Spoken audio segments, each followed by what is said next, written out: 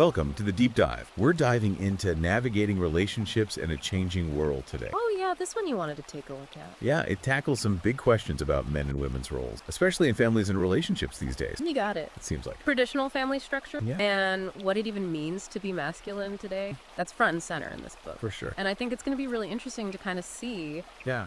how the author connects these ideas Yeah. to the massive societal shifts we're all experiencing. Absolutely. The author is clearly like a proponent of those traditional gender roles. You know, Yeah. men as providers and protectors, women as nurturers and mothers. Yeah. And they argue that this setup has historically been like the bedrock of a stable society. Right. And as we move away from it, Right. there are consequences. Well, right away. Yeah. The author uses historical and cultural examples to really illustrate how gender roles have always been in flux. Okay. Like the Spartan women, for example. Interesting. They were warriors, Oh. a far cry from how women were generally viewed in other cultures at that time. Right. Then you have the evolution of gender roles in different African cultures, Okay. showing how much things can change over time. Okay, so that's got me thinking. If roles have always been in flux, Yeah. is the author suggesting a return to a very specific traditional structure? Yes. It seems like they're acknowledging the fluidity of gender roles while advocating for a particular model. How does that work? That's a key question, and he also dives right into it, Okay. particularly when discussing the pressures Right. men face today. Okay. The book zeroes in on this idea that masculinity is under attack, Really? going so far as to call toxic masculinity a harmful narrative. They propose rational masculinity as a healthier alternative. So walk me through this. What exactly is rational masculinity Okay. as opposed to toxic masculinity? Sure. It sounds like the author's pushing back against some of the dominant narrative Absolutely. we hear about men today. They describe this double bind. Okay. Men find themselves, society tells them to be strong and assertive, but also sensitive and emotionally expressive. Yeah. It's like being told to be two completely different people at once. Yeah, I could see how that would be confusing and frustrating. Yeah. Like you can't win. Right. Does the author give any real world examples of this double bind in action? They do. Okay. There's a story about James, a software engineer, Okay. who embodies this struggle. He feels immense pressure to balance these conflicting expectations, Yeah. and it's taking a toll on his mental health. Oh, wow. It's a pretty relatable example Yeah. for any guy who's trying to navigate these murky waters. Totally. Makes you wonder if this pressure cooker environment is contributing to some of the issues we see men grappling with today. Right. But what's the solution? Where does this rational masculinity fit in?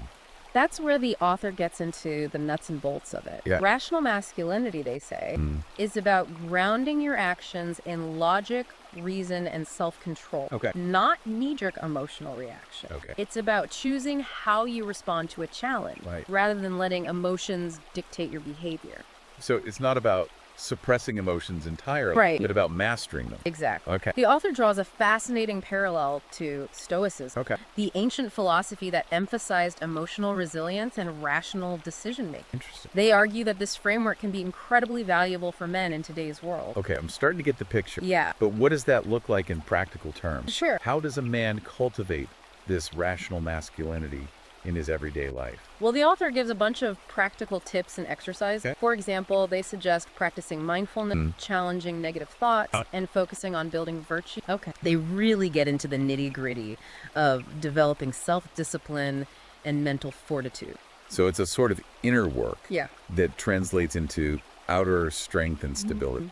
Does the author link this to the importance of fatherhood at all? They absolutely do. Okay. The author makes a powerful case for the crucial role fathers play in their children's lives. They go beyond just providing financially, Right. emphasizing the need for fathers to be emotionally present, Yeah. offer guidance, and set clear boundaries. Okay. They even share a personal anecdote Oh. about their own father as a positive example. I think that's really important for guys to hear. Yeah. It's not just about bringing home the bacon. Right. It's about being a real presence in your kids' lives. Right. Yeah. And the author doesn't shy away from highlighting the flip side of that coin. Okay. They talk about the negative consequences for children growing up without involved fathers. Right. Things like higher rates of poor academic performance, even teenage pregnancy. Wow. It's a stark reminder of what's at stake. Yeah, for sure. Yeah, it really paints a clear picture Yeah. of how vital that fatherly presence is, Right. building on this. Okay. The author uses the Amish community as a fascinating example Interesting. of strong family ties rooted in traditional roles. It's interesting they chose the Amish. Yeah. They're often seen as like very separate from That- mainstream society. What's the takeaway there? The book suggests we could learn something from their model. Okay. The author sees fathers as the linchpins in rebuilding family structure. Okay. And they tie this directly to the role of faith. Okay. They argue that, particularly for men, Yeah. faith can provide a sense of purpose and strength, Right. especially in a world where traditional religion isn't as prevalent as it used to be. It's almost like a compass in a world Right, where yeah. so many things are shifting. Yeah. The author uses the story of John, an entrepreneur who found solace in his faith after facing huge setbacks in his business. That really resonated with me. Yeah, it's a powerful example Yeah. of finding resilience and drawing strength from something larger than yourself. Right. But the author also points out the decline in religious practice across society and suggests that this decline may be having negative consequences, Yeah. especially for men. That makes you wonder if there's a void being created Yeah, as traditional religious practice fade. right. Does the book offer any thoughts on how to navigate that? The author doesn't offer a specific roadmap, Okay. but they do encourage readers to explore their own faith Okay. and find ways to integrate it into their lives in a way that feels authentic and meaningful. Right. It's about actively seeking that grounding force rather than waiting for it to appear. That makes sense. Yeah. It's about taking ownership of your spiritual journey. Right. Speaking of journey, the book takes a turn and tackles the complicated world of dating Right. in today's world. I'm curious to hear what the author has to say about this. This is where the book gets really interesting. Okay. The author talks about how the rules of the game have changed. Yeah. You've got hookup culture, Right. the rise of polyamory, Yeah. online dating, and it seems like many men are struggling to adapt. It's like the old playbook has been thrown out, Yeah. and there's no clear replacement. Right. Does the author offer any insights into how men can navigate this new landscape? They do. Okay. They actually advocate for a return to traditional courtship, emphasizing respect, intentionality, and commitment Okay. as a more fulfilling and sustainable path to lasting love. It sounds like a pretty radical idea in today's world, It is. but I can see the appeal. Yeah. It's about building a foundation based on something deeper than just fleeting attraction. Exactly. They even bring up the concept of covenant marriage, which involves premarital counseling Okay. and makes it more difficult to get a divorce. Yeah. It's basically saying, if you're going to commit, Yeah. commit fully. That's a big one. It is. It definitely goes against the grain of how many people approach marriage today. Right. But it's interesting to consider.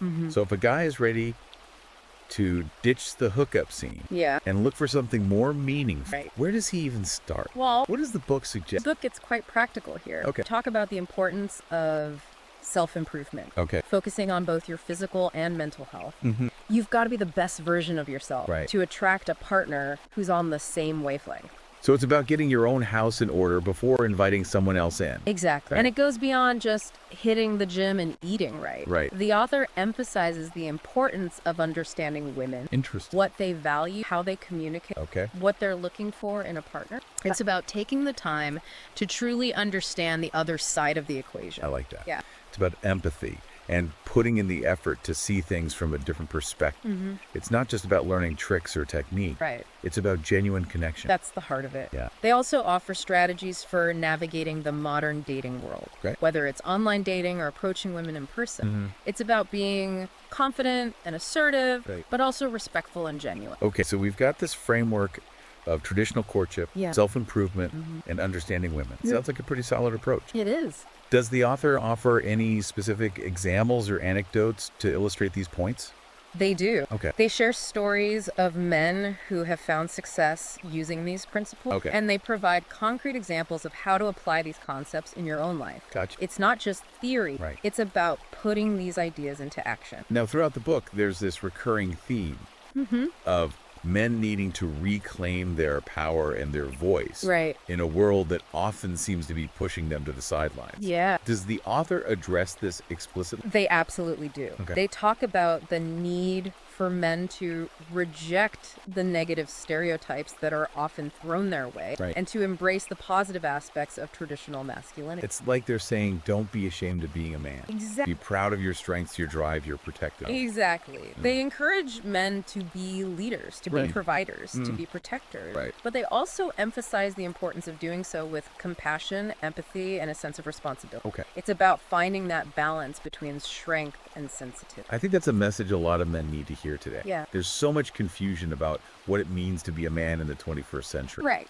It's like we've lost sight of the positive aspects of masculinity. The author is trying to bring those positive aspects back into focus. Okay. They're saying that it's okay to be strong. Yeah. It's okay to be ambitious. It's okay to be assertive. Right. As long as you're doing it from a place of integrity and respect. That's a really empowering message. It is. It's about reclaiming your masculinity. Not in a way that's domineering or aggressive, Right. but in a way that's confident and grounded. Exactly. Now, I'm curious. Yeah. What does the author have to say about the role of women in all of this? Okay. Talked a lot about men's challenges Right. and how they can navigate this new world. Yeah. But where do women fit into the equation? The author emphasizes the vital role of women as mother, Okay. calling it an influence on society that's often overlooked and undervalued. They talk about how women bring life into the world, nurture children, Right. and shape future generations. Yeah.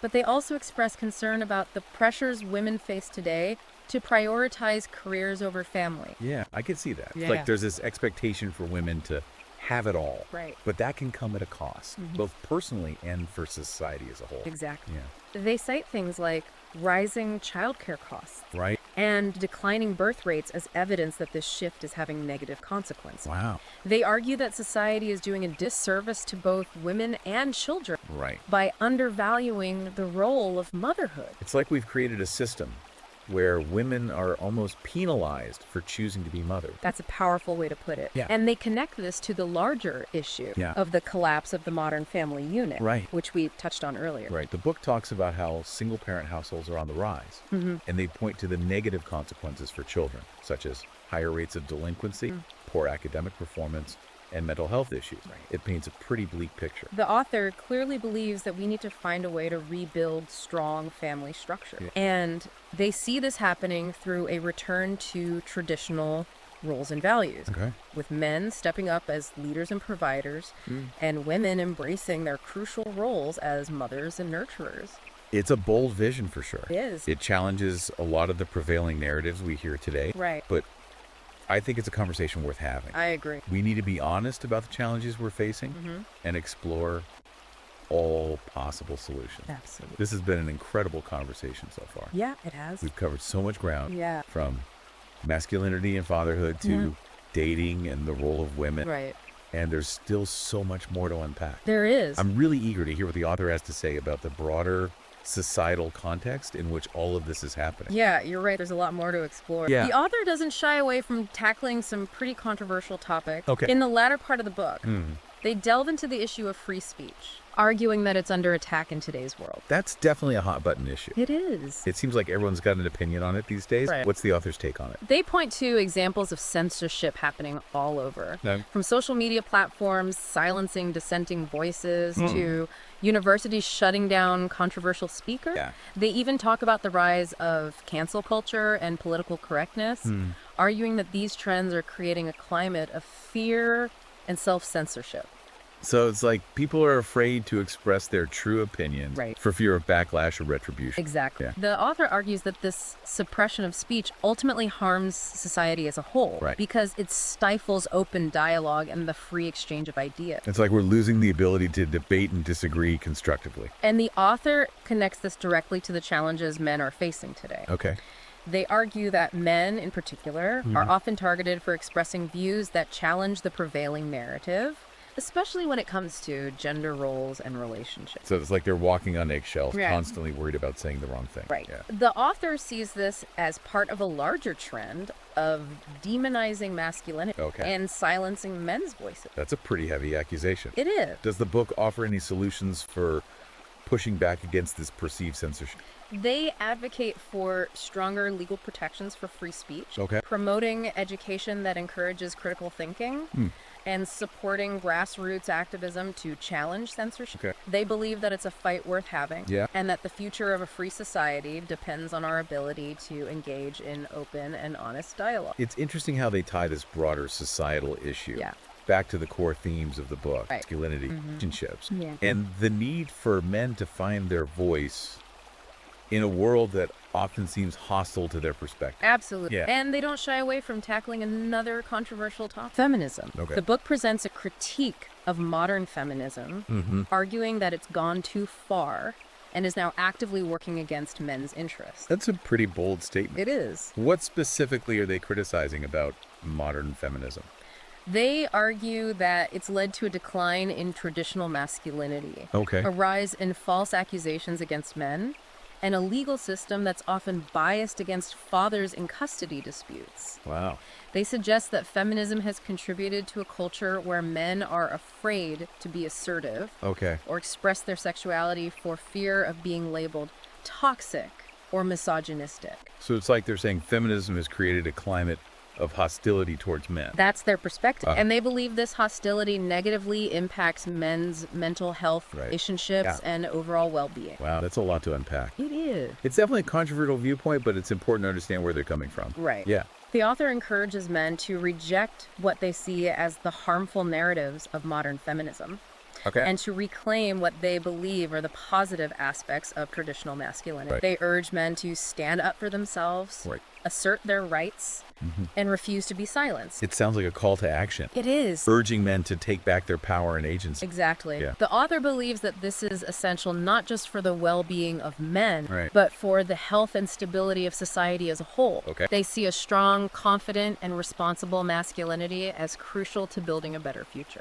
This deep dive into navigating relationships in a changing world has been incredibly thought-provoking. It has. It's a book that challenges a lot of conventional wisdom It does. and sparks some really important conversations. Absolutely. Yeah, we've covered a lot of ground. We have. From the importance of rational masculinity and strong fatherhood to the need for open and honest dialogue in a world that often tries to shut down dissenting voices. It's clear the author believes in traditional values, Yeah. but also recognizes the need for men and women to adapt to the changing realities of modern life. The biggest takeaway for me is the call for men to step up, Yeah. to be the best versions of themselves, to lead with strength and compassion, Right. and to fight for what they believe in. That's a powerful message. Yeah. And one that I think will resonate with a lot of people. Yeah, for sure. If you're interested in exploring these ideas further, you can find Navigating Relationships in a Changing World on Amazon Kindle and Google Play Books. It's been a fascinating journey, and we encourage you to continue exploring these themes. Yes. And to have those